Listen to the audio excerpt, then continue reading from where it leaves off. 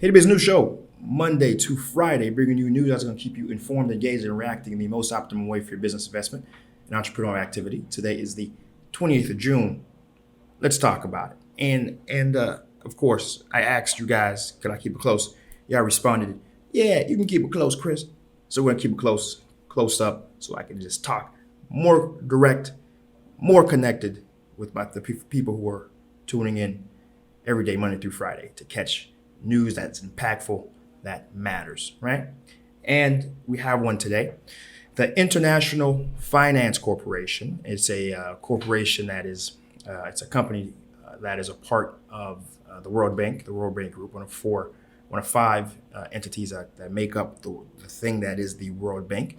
And what they focus on primarily is the private sector loans, right, across the world. And in particular, in Haiti, they've been an active partner for a while.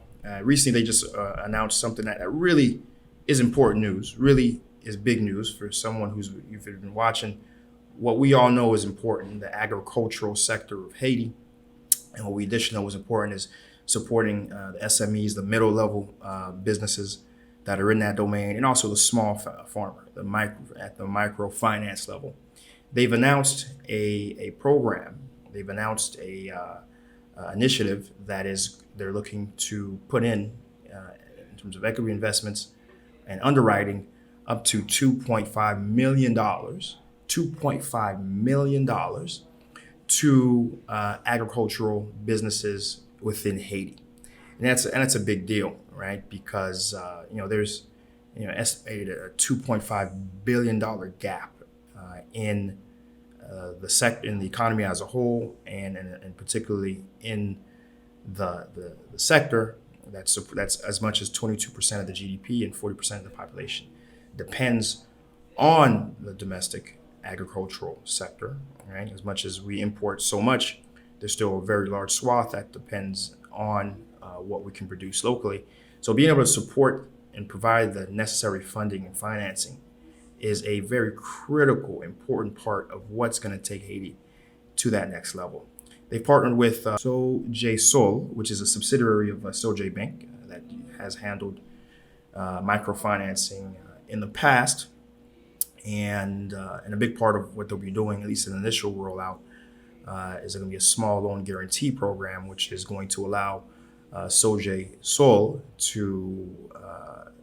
to provide somewhat more riskier loans, because the IFC will be underwriting and sharing the risk, right? Which is important, because a big part of lending and investments is risk, and the whole concept of using more institutionalized investors and investment is to spread the risk and allow particular critical ventures to be able to take off. So that is an important part, an important aspect of what's going to be done in this particular initiative, right? Overall, IFC it's important to kind of note the path and the past history of the IFC. They currently have $223 million in investments in Haiti, and it goes back through 2010, right? In 2010, they had one of their first, they were the first folks on the ground, providing a $35 million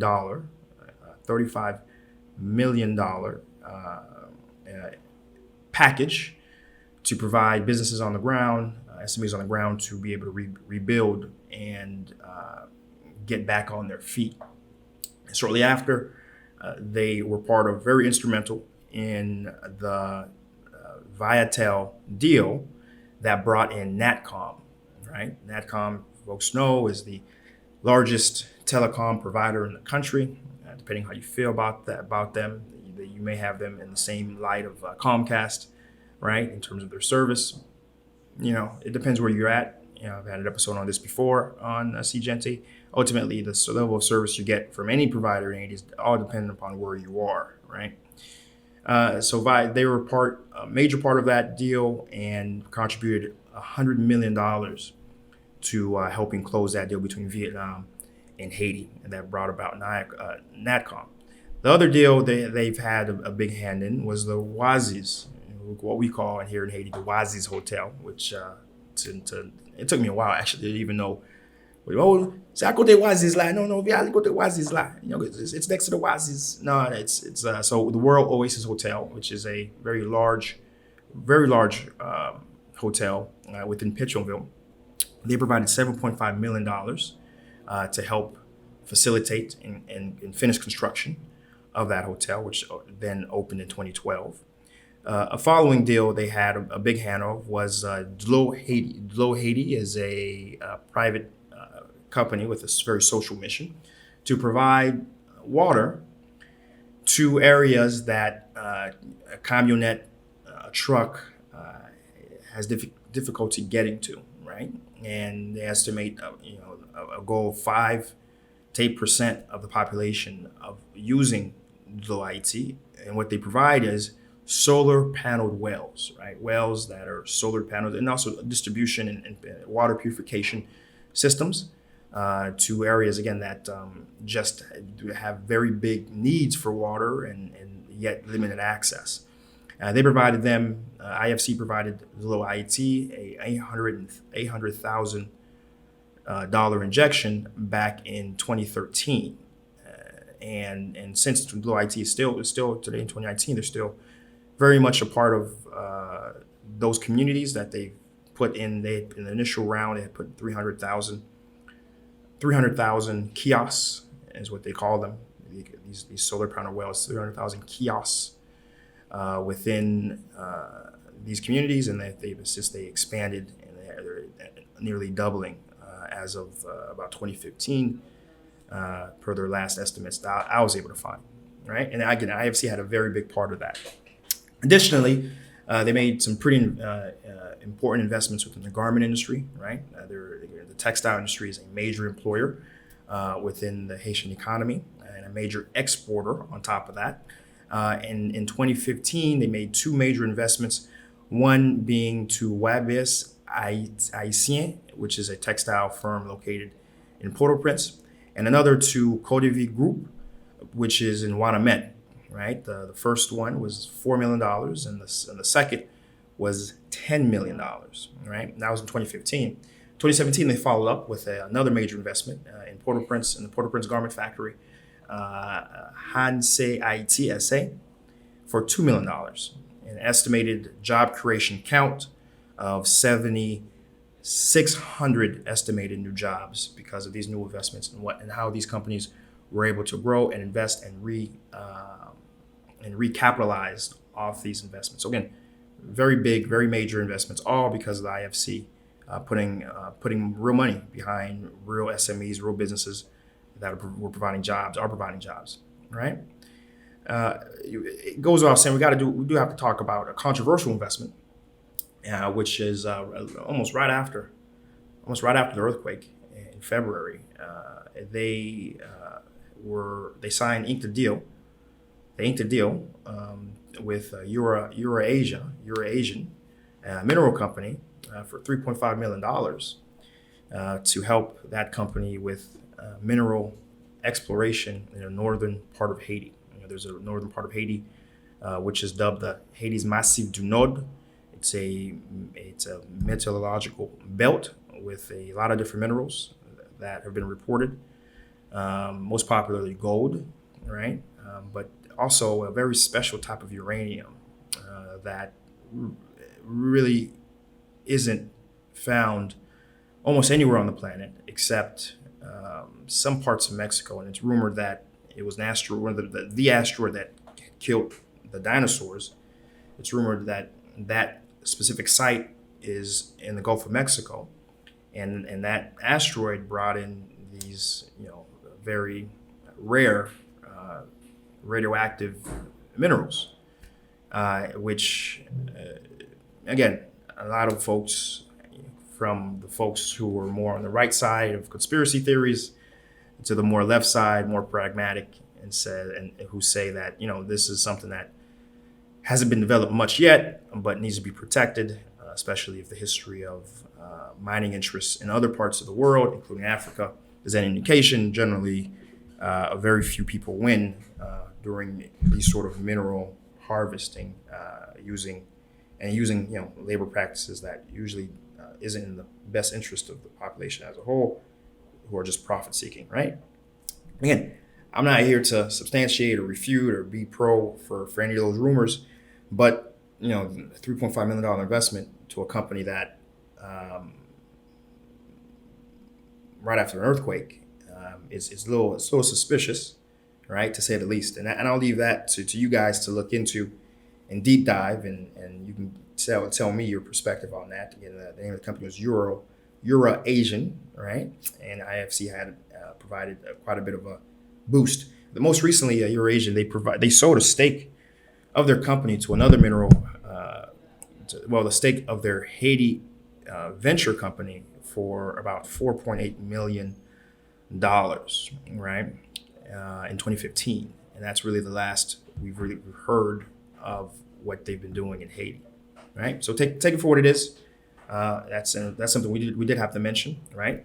But their overall portfolio has been, we can say, less controversial and much more geared towards a return on investment that provides jobs and in critical industries that hopefully or should drive growth, right? So analysis, I personally, I think these sort of investments, first off, need to get a lot more press. They need to get a lot more coverage, because it's these sort of activities that bring about more investment. Because if investors can see that, wait a minute, there's these big deals, dollar deals happening in these very important industries. And these guys are taking the risk, and i.e. taking the profit.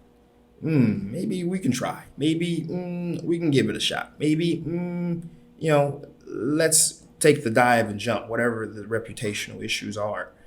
And Haiti wins, right? Haiti's labor force wins, right? Haiti's economies win, right? Secondly, as an entrepreneur looking to come into the country and make a splash, as always, that first initial startup, when you're first starting up, you have to use creative ways to finance it, and or use a group of other folks who have money. There's different ways to do it. Everybody chips in 1,000, or you find that one big fish that has 100,000 they can provide, or a combination of those folks. But that's generally how it's going to have to work. It works still. The first initial startup, until you prove that there's a market, until you prove you guys can manage this thing correctly and find customers and bring in revenue, right? That's going to be mainly out of your risk, unless you can somehow convince some angel investor, right, or some initial early entry venture firm, right, which doesn't really exist in Haiti. I'll tell you that right now. But once you can get past the startup phase, right, and you become an SME, i.e. you're established, then what this means is that there are institutions like the IFC that exist when it comes time for you to grow your business and take that next step, hopefully out of SME to major company, out of SME into major exporter, right, international player.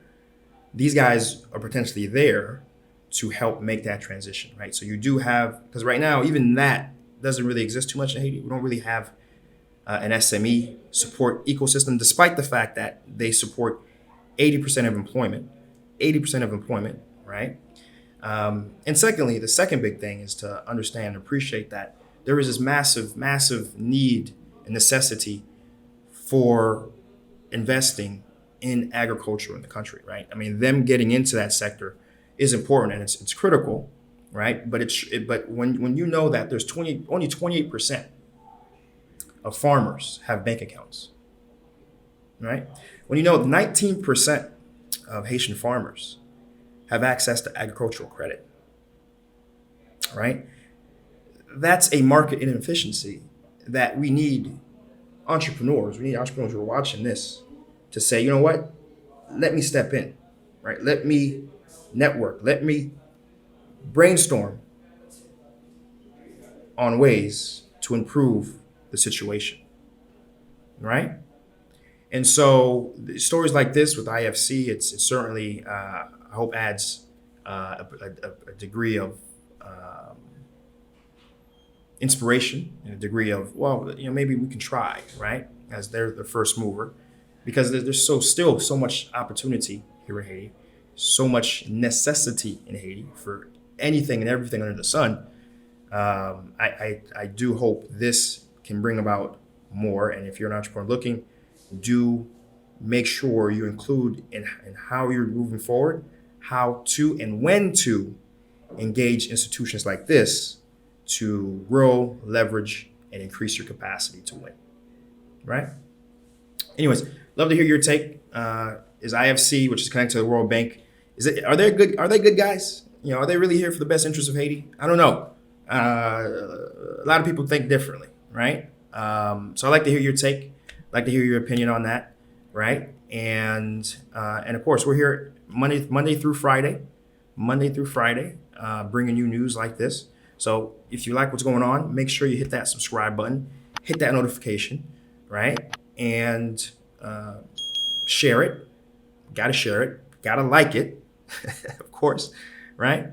And of course, we'll be back at it again until, I don't know, somebody said it, until we're back at it again.